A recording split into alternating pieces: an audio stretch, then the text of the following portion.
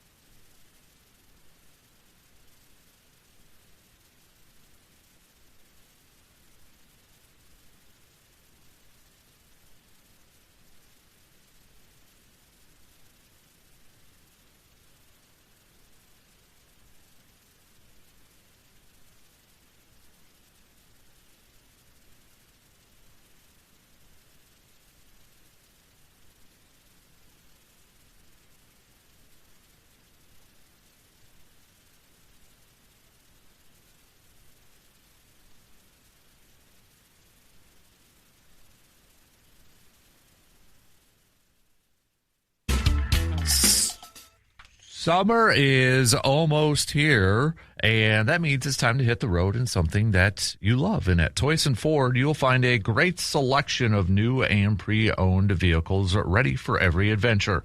Looking for power, looking for comfort, looking for reliability? Hey, they've got it all backed by a team that's committed to making your car buying experience easy and stress-free. So whether it's a weekend getaway or your daily drive, make sure that you're riding in style this summer. Toys and Ford in Chippewa Falls, where your next journey begins. Let's say good morning to our intern. Good morning, Mr. Let me turn on your mic first. Good morning, Carter. How are you? All right. Just all right. Just all right. Aren't you like graduating coming up here soon and that? So. Yep. But, hockey's over for me. So. I suppose. Late night for you last night, watching that game. So Yeah, tough one. So how would you assess the overall season for your Minnesota Wild? I think, it was a successful season, as a Minnesota team. Obviously, it was the best run in franchise history getting to the second round. You had the best team in franchise history, but, the Avalanche just are better. And it showed, and I feel like the Wild just didn't have the level of desperation they needed to in order to win. They didn't hit hard enough. They didn't skate fast enough. And the little mistakes when you play a team like the Avalanche create big problems. And so the goal yesterday was just a good shot. I mean, it was. And 3-1, you got to win that game. And I was reading an article, and it was like, when you got a 2-goal lead with less than 5 minutes and you let it up, you don't deserve to win. Mm-hmm. And that just felt like the whole series. They just didn't deserve to win the Avalanche series. Mm-hmm. Yeah, but so successful overall? Yeah, for sure. Yeah. And building blocks for I think that's a good phrase. Yeah, building blocks. So, hey, we got baseball. We've got shout out Dalton Varsho. We got to give a shout out to our local kid Dalton Varsho for a walk-off grand slam last night for Toronto. That was pretty cool. But Brewers wise, that stunk last night, the ending, because Jacob Mizz was just wheeling and dealing last night. This is coming off of what he did against the Yankees here, too. But Mizz went 7 innings, 4 hits, not a single walk, 10 Ks. And he was ready to go out there. He was out there to warm up for the 8th inning until, again, a cramp issue for him. But this kid, and just 93 pitches last night, too. So, continues to just get more and more and more impressive. And I think it was last week when we kind of threw out the question, would you consider him an ace? And then since then, he has dominated against the Yankees. And now he did what he did last night here. I'm ready to say it. He's an ace. 100% he's an ace right now at this point, because we pay attention to how hard he throws in that. But like Jeff Passan said, too, he's still throwing 103 miles per hour in the 7th inning, for crying out loud. I mean, this kid is unbelievable. And I think it's natural, too, but there's going to be a lot of people, a lot of fans wondering how much is it going to hold up?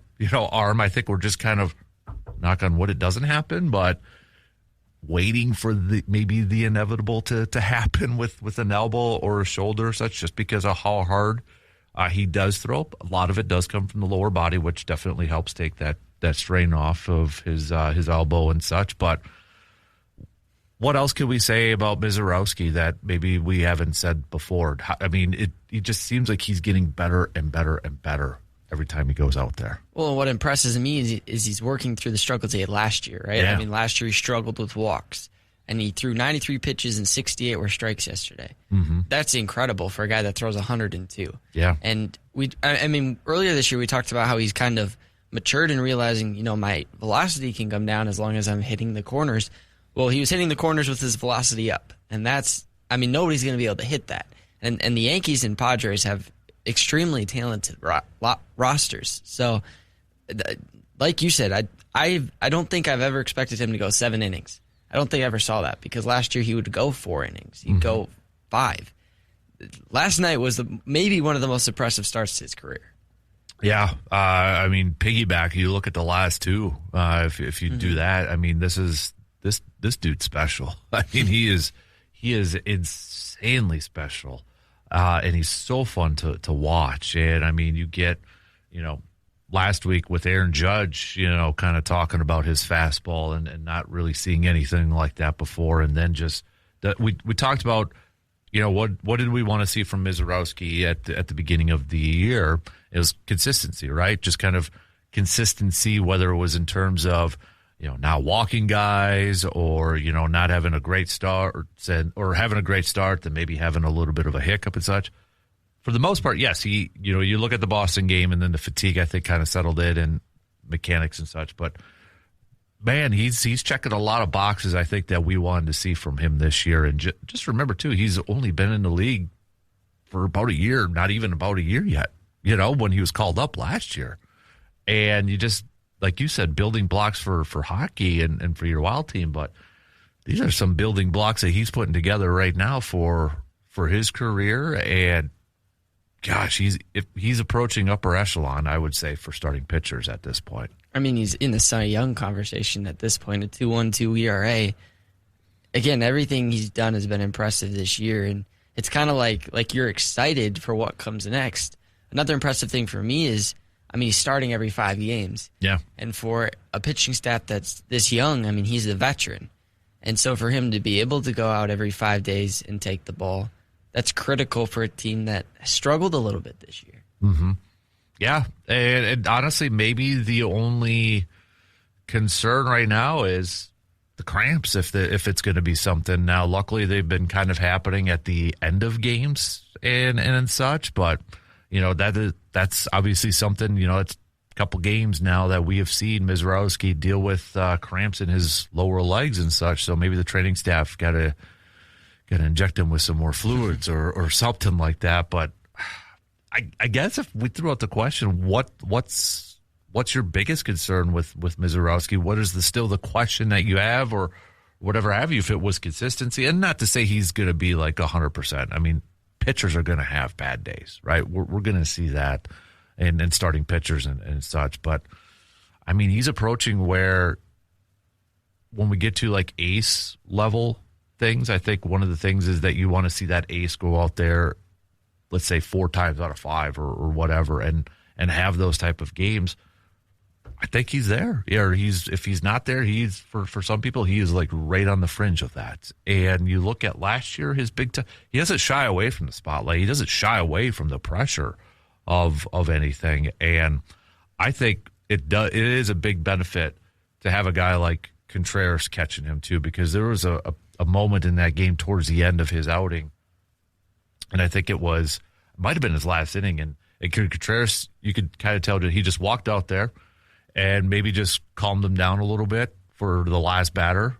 I don't even think he said anything, strategy-wise, because they were both smiling and just a few words, and then he walked back. But it's to have a catcher like that to go out there and understand a younger pitching staff, too, is such a big bonus for these guys. Yeah, and just knowing when your pitcher needs a break. Mm-hmm. He threw 7 innings, so that's a long time on the baseball field, and 93 pitches isn't a low amount. So, and we've talked about Contreras is so good at calling pitches, just calling a game, and defensively is so good. But yet his presence, Pat Murphy's talked about Contreras, his presence with the younger pitchers is incredible. Yeah. It's getting kind of running out of phrases and words to describe Jacob Mizz and what he's really meant to this ball club. So 4 hits, no earned runs, no walks, which is unbelievable too for a guy who throws like he does to not have any walks and 10 Ks. I don't think it probably surprises anybody if you were to look at strikeout leaders in Major League Baseball to see that, Jacob Mizz on the top there. I don't think that would probably surprise anybody at this point in time. So let me, Mizz 80, Dylan Cease in the same amount of games, 75. Mizz 51 innings pitched. Dylan Cease, 52 and a third, if you're just kind of keeping tabs on that. But strikeouts per 9, 14.1 for Jacob Mizorowski. Strikeouts per 9 innings. And, that 2.12 ERA. If I just kind of sort it, let me see if I can sort of kind of weed through some non-starters here. I mean, Cam right now for the Yankees is at 135. Shohei is just ridiculous right now, 0.82. I mean, whether he's hitting or at this point now just becoming unhittable, that guy is ridiculous too. That's another person. What do you just kind of at a loss for words of what do you say about Ohtani this year too? I mean, this is a guy too who had Tommy John surgery not that long ago, and this is where I really, enough is enough. I think with win-loss stats for starting pitchers, you look at Ohtani, 0.82, but he's 3-2 with a record. I think that stuff they got to figure that out. They got to change how you award, and I know Aaron Ashby talked about this too, because right now he's a league winner or league leader in winners. They got to adjust that. Well, and Paul Skeens, I mean, he's on the Pirates, so this year he is 6-2, but he's been the best pitcher in the MLB for 3 years, and he has not gotten the wins like you've talked about. So, and there's some pitchers obviously there, but Ohtani, Mizorowski, I think they should highlight the quality starts a little bit more than wins and losses at this point. So, but was it, let me just bring up something really quick about Ohtani. Yeah, and the thing is that people are kind of looking at, his offensive numbers. He's only hitting 240 this year, and he's, just has 7 home runs. So I love the narrative now is that, is Ohtani focusing too much on pitching instead of offense? It's like, just appreciate greatness when we see greatness, right? I would take 240 and 7 home runs from Joey Ortiz right about now. So, hey, he's only doing one. So yeah, we get 1 home run maybe every few months, and when it happens, it's a big moment. So, all right, we got to take a quick break, but plenty more baseball talk coming your way. Feel free to hit us up with a quick text on that Shoe Doctors bullpen line at 715-830-1912. Or hit us up on the Section 105 chat as Barb and Joe are over there. Barb said Mizz is just unbelievable. Joe says sucks they couldn't get him the win. So at least he didn't get charged with the loss, because that would have been infuriating. But yeah, he definitely deserved to get that W. So all right, we'll take a quick break. Back with plenty more coming up after these quick words. Whether you are chasing a championship or just trying to stay active, your body deserves the best care. And at Chippewa Valley Orthopedics and Sports Medicine, they help athletes and non-athletes alike to get back to doing what they love. From sports injuries and joint pain to everyday aches, their expert team is here with personalized care every single step of the way. So no matter your level of activity, you don't have to sit on the sidelines. Chippewa Valley Orthopedics and Sports Medicine, helping you move better, feel better, and live better. And Christian Yelich maybe could use an appointment to Chippewa Valley Orthopedics and Sports Medicine. He did not play in the game yesterday because after 1 game of returning, apparently he's already dealing with some back soreness, according to Pat Murphy. Pat Murphy saying that Yelich was pushing to play, but Pat Murphy shutting it down. And I was watching that game, too, when he was back, and I saw, when he was sitting on the bench, he kind of had like a back brace, sort of thing on, too. So I was like, oh, boy, is there something else going on there now, too? And it's like, gosh darn it. I mean, it's giving me flashbacks of Braun now and all that stuff. But hopefully it's nothing too serious, and maybe we'll see him back in the lineup today, or maybe when they go over to Minnesota, but I don't even know at this point. So, but speaking of today, first pitch 12:40 for a little getaway day.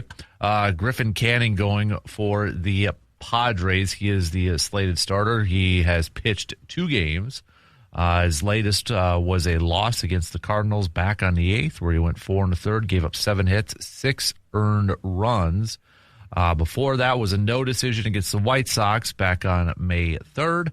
5 innings, 3 hits, 1 earned run. But the Brewers will be throwing out their lefty, Kyle Harrison, who is 3-1 with a 2.41 ERA and 7 games started. He is coming off of a no decision against the Yankees back on the 9th, where he went 4 innings, 4 hits, 2 earned runs, did issue 4 walks in that game, and 6 strikeouts. But Kyle Harrison, I think is safe to say, too, he has been a guy that has been very impressive so far this season. And there are some Padres hitters who have some experience going up against Kyle Harrison. Obviously, Harrison was a little bit with the Giants and such last year. So, Machado has 8 career at-bats going up against him. He's hitting 125. Tatis, who, kind of struggled a little bit this year, but he has been successful against Kyle Harrison. In 9 career at-bats, he's hitting .444 with a 1.333 OPS. Xander Bogaerts, 7 career at-bats, .286 with a 1.089 OPS. Bogaerts, Castellanos, Manny Machado, Tatis all have home runs against Kyle Harrison, too. So on the flip side, going up against Gatting, we've got Brewers hitters who have a little bit of experience going up against him as well. Looks like about a game's worth. Ortiz has 5 career at-bats, 200, 533 OPS. Vaughn does have a homer against him, 4 career at-bats, 250. Yelly has a home run against him in 3 career at-bats, 333. Everybody else is kind of like a couple. Frelick is a perfect, because he is perfect, so... but just 2 career at-bats. Turang, 3 career at-bats. Doesn't have anything against him. By the way, I did put Turang in the Sal Frelick GOAT category for me. So I'm co-Frelick and Turang now. I need to get a Turang jersey and some Turang cards to really make it up into the Frelick category here too. So, but that's kind of the matchup. Looking at this. These pitching matchups and such, but should give a nice shout out maybe to Luis Rengifo for how well he has played here as of late, especially from the offensive side. Now he doesn't have a home run yet this year, but if you look at his last 25 at bats, his last 7 games, he is hitting 280. He's on base for 357. Now that slugging's only 280 as well because, again, not getting much from a power standpoint. But maybe give a little credit to where credit's due. From an offensive standpoint, we've really complained and griped about the lack of offensive production from the left side of that infield. But as of late right now, he's hitting the ball well. Got to give him credit. Well, if Hamilton, and Ortiz can give it just something at the bottom of the order, this top of the order, they should score runs. Only 1 yesterday, but they're in a better position, and he and Hamilton are switching off at third base right now. Ortiz and Hamilton are switching off at short. So again, you really just need one of them on a given night to hit well. And Rengifo had 3 hits last night. We still lost, but if he can get hot, and maybe Ortiz starts getting a little hot, then all of a sudden your roster gets a lot scarier. Yeah. And I know, he made a nice play last night with his arm to throw out Tatis late in the game too. So be nice if we can, and Luis has shown some power throughout his career too. I think was it a couple of years he's had double-digit home runs with the Angels and such. So it's not like a Hamilton or an Ortiz. He at least has shown a little bit of that. I think it was a few years ago, so nothing really recent here. But be nice to maybe just get a little bit of pop power added on that. Yeah, exactly. So, but I'm excited to see Kyle Harrison again. Is it fair to say that Mizz and Harrison 1-2 in terms of pitchers right now, starting pitchers for the Crew? Yeah, and I would even say that's a top 10 MLB duo. All right. The way they're pitching right now and the fact that the Brewers have them under team control for a long time, it's going to be fun to watch. Mm-hmm. Now, it is a Takeover Thursday, and one of your Takeover Thursday questions was, are the Brewers, was it utilizing Mizz too much, or should they be more careful with Mizorowski? And he's your number one, right? So he's had some cramping issues, and I don't think that's a big deal. I don't. But if he gets injured, we're in trouble. Yeah. And we can't afford that. So, obviously, he only threw 90 pitches in 7 innings yesterday. But did we really need him to go out there for an 8th? Right. You've got a good bullpen. And I don't know. Maybe we do. But I just feel like right now you can't, with how fast he throws, you can't take that risk. Mm-hmm. Yeah. And it's not like that we don't have that. We don't have a great bullpen. We do. Yeah. Anybody questioning the move from last night? How many other managers go to their closer in a 1-0 game? Yeah. Especially in the middle of that lineup with the Padres, right? Every manager will go to their closer for that one. It is so easy to criticize hindsight 2020, that thing, but any manager's going to give the ball to their closer in a 1-0 game going up again, especially the heart of the order too. So that's on Uribe last night. That's on him. That's not on Pat Murphy. That's that. And yeah, it'll be curious because last year with Mizorowski, a lot of the talk was how many innings, because you looked at his career wise and innings pitched, and they stretched it out a little bit more, and obviously he's on pace to have his highest amount of innings pitched so far this season. But it'll be interesting, like when they get to that halfway mark too, and the depth that they do have at pitching, because they've got relievers that can go multiple innings in that bullpen too, especially if like a Quinn Priester comes back. Do you put him in the pen? And you got those. If Chad Patrick stays in the pen, he can give you a couple innings. Whenever Jared Canning comes back and he's getting close to coming back, that's another reliever that can give you a couple innings. And it'd just be kind of curious that if they do get to a certain point in the season, whether it's the halfway mark or maybe the final quarter, do they try to, and depending on where they're at position-wise too, I think in the standings, do they try to, I don't want to say rest them, but take a little bit off so that if they get to the postseason, they're ready to maybe a little bit more fresher, if you will. Yeah, and I think Woodruff would be a good 6-day starter.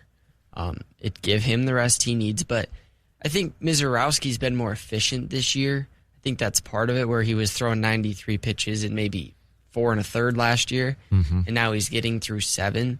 So that helpful. But like you said, I don't think a 6-man rotation's bad, especially because Quinn Priester was the best pitcher we had last year. Or one of them. Peralta was good, but when you add him to your rotation, all of a sudden you've got a good 6-man rotation. So I don't think that would be a bad decision. Mm-hmm.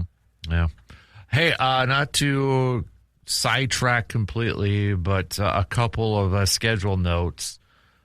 We knew Green Bay wasn't playing on Thanksgiving because they're playing the Thanksgiving Eve, but it'll be Bears at Lions for Thanksgiving Day. And I saw this was from overnight, but the Vikings apparently will close the regular season at home against the Bears, which means Packers are playing Lions for the season finale. We just don't know if that's going to be in Green Bay or if that will be in Detroit, but because we know teams wrap up their regular seasons with division games, so we can insert the Lions in there for the final game. Don't know if it's going to be at Lambeau or on the road to Detroit, but I would imagine that a lot of Packers fans are hoping it's at Lambeau there. So what was this other one? Chiefs, Bills. Oh, this was overnight too, and I didn't see it because, Chiefs, Bills are going to be a Thanksgiving Day game. Ooh, that's a big. So we know. Dang, you look at that Thanksgiving Day slate: Dallas and Philly, Bears and Lions, and now the nightcap. It looks like is going to be Bills and Chiefs, and then the day before is Packers, Rams. NFL knows what they're doing. They do. They know what they're doing. So, all right. Hey, what do you look for if you're not a Packers fan? Maybe you are a Bears fan, or maybe you are a Vikings fan, or maybe you are a Lions fan, I don't care who you cheer for. What is it that you look for when your team's schedule gets dropped? What are you going to be paying attention to the most? All right. Hit us up. Text it 715-830-1912 or hit us up on the Section 105 chat. We're going to talk some football and such coming up in the next hour, but I want to give you a chance to send in what are you looking for? We all have it, right? When that's we know who they're playing. We know the home and aways. We just don't know at what point in the schedule that's all going to happen. Except for one, of course, Packers at Rams the night before Thanksgiving. So, all right, let's take a quick break as we start to wrap up the first hour. We'll be right back in just a couple minutes. Barbecue Fest is going on this Saturday. We're going to be over there at the Northern Wisconsin State Fairgrounds. I'll be posted up with our friends from Mike's Star Market. I'll be over there from 11 to maybe for a couple hours around 11 and such. So, but you can head to nwsfa.com. Again, that's nwsfa.com. Schedule of events, breakdowns of everything, all the info that you need for Saturday. Don't forget Friday night, too. They've got a social and live music going on from 5 to 7. So the Barbecue Fest will open, though, on Saturday to the public starting at 11 a.m. So, again, you can check out the entire schedule of events and info, all that good stuff, by just going to nwsfa.com. Look for the Barbecue Fest thing on the top to click on that. Admission and parking are free. So bring your friends, bring your appetites, and your competitive spirit, too. So should be a lot of fun coming up on Saturday for a little Barbecue Fest with our good friends at Mike's Star Market. Speaking of good friends, Mark joining us here this morning, saying, when I think about it, I like that Wednesday game on Turkey Day Eve, as that means we won't have a Packer game in the middle of deer season opening weekend. So I'll be honest, that's honestly, Mark, you took one of mine, but I'm assuming, if they've got that Wednesday game, they're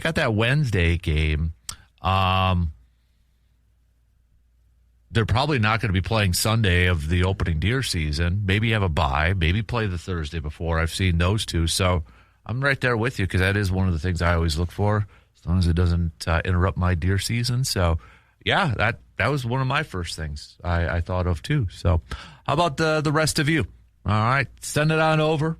Text it to us on that Shoe Doctors bullpen line at 715-830-1912 on that, or hit us up on the Section 105 chat room. So we'll get to some football coming up next hour.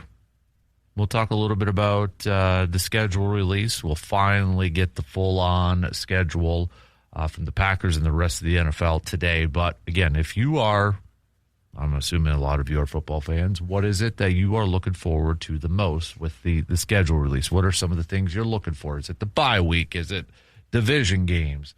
That sort of thing. We'll tell you a little bit about some of the prospects that are coming over to Green Bay. So, or not coming over to Green Bay. Signed the couple, I shouldn't say prospects, couple of newbies. That's the word I'm trying to find. Newbies. We've got a new defensive back and a new wide receiver with the last name of Rice. So, and that is Jerry Rice's kid. But we'll tell you a little bit about that. Romeo Doubs also, speaking of wide receivers, want to play a little clip from him. And I don't know if anybody had a chance yet to read Jair Alexander's Players Tribune piece. But Jair kind of opened the door a little bit about his exit from Green Bay.